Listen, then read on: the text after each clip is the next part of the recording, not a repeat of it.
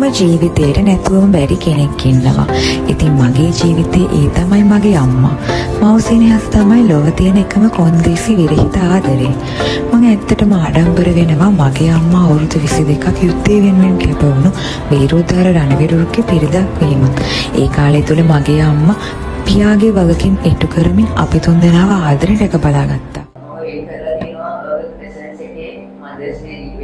මම මීට අවුරුදු 2කට කලින් තමයි මගේ අම්මගේ පුතා වැඳලා කොළඹට ආවේ. ඉතින් ඇත්තටම කිව්වොත් එහෙම මම ඊළඟට මගේ අම්මා ගැන ඊළඟට අම්මගේ කතා කරන්න ඇත්තටම වචන මදි. මගේ අම්මා මගේ ළඟ නැති වුණත් මට ඒ අඩුව දැනුන්නේ නැහැ. අම්මා මගේ ළඟ ඉන්න නිසා හැම මොහොතකම මගේ අම්මා තරම මට සපෝට් කරනවා හැම දෙයකම. ඒ තරම් මට ගොඩක් දේවල් මගේ අම්මට කරලා තියෙනවා.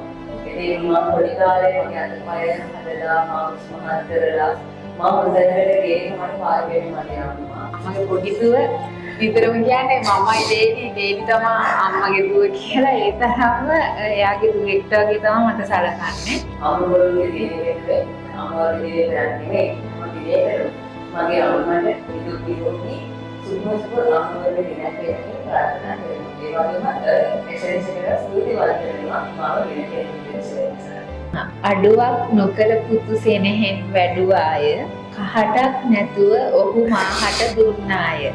එක්වී සිනාසිට සෙන හැටි ඈ වින්දාය නැන්දම් මා නොවේයි ඈ මගේ අම්මාය.